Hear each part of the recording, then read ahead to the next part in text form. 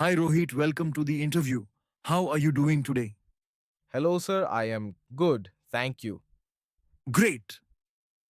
Let's start with a quick introduction. Can you tell me a bit about yourself and your experience with Power BI? Yes, I recently completed my certification in Power BI and have been working on different projects to build my skills.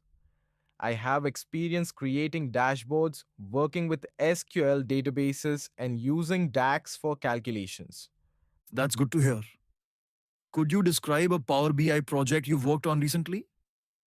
Yes, one of my recent projects involved analyzing sales data for a retail business.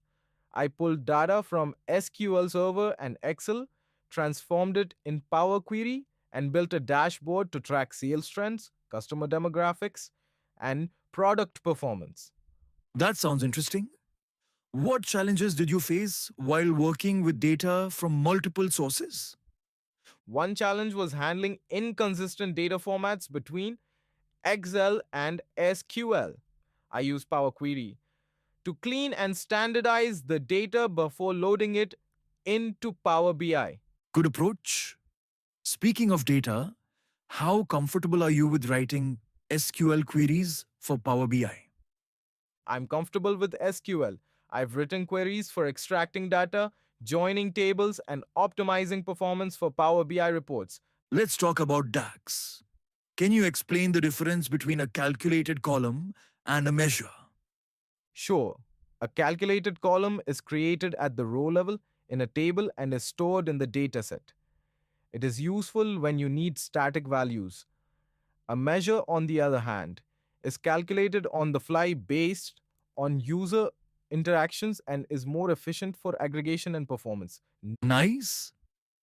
That's a good approach. What if you wanted to calculate the running total of sales? I would use the calculate function with the filter function to accumulate sales over time. Let's talk about user interactions. What's the difference between filters and slicers in Power BI?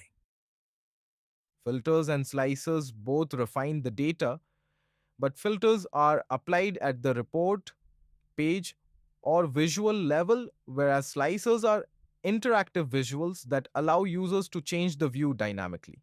Right? If a client asks for a dashboard where regional managers can only see data for their own region, how would you implement that? I would use row level security or RLS. I'd create a security role in Power BI desktop using DAX filters.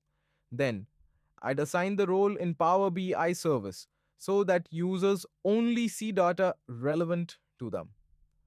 That's good. Once you've built a report, how do you publish and share it with stakeholders?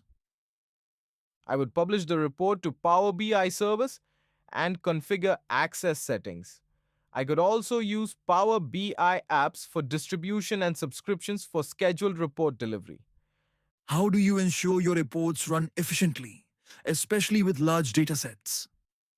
Some best practices include using aggregated tables instead of detailed data, optimizing DAX measures by avoiding iterators like SUMX, reducing the number of visuals per page, using direct query instead of import mode for real time data. Good insights. Suppose Deloitte assigns you a project to analyze employee performance across multiple departments. How would you approach this from start to finish?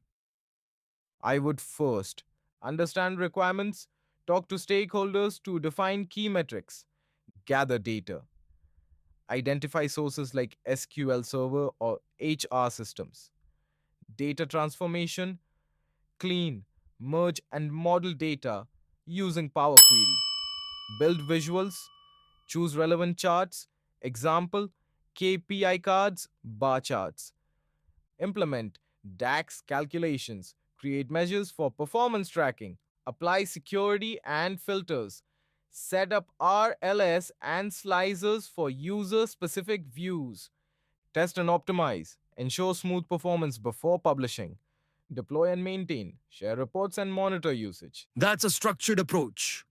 Rohit, I really appreciate your answers. You have a solid understanding of Power BI concepts, especially DAX and SQL. Thank you, sir. We'll review your interview and get back to you soon. Have a great day. Thanks. Looking forward to it.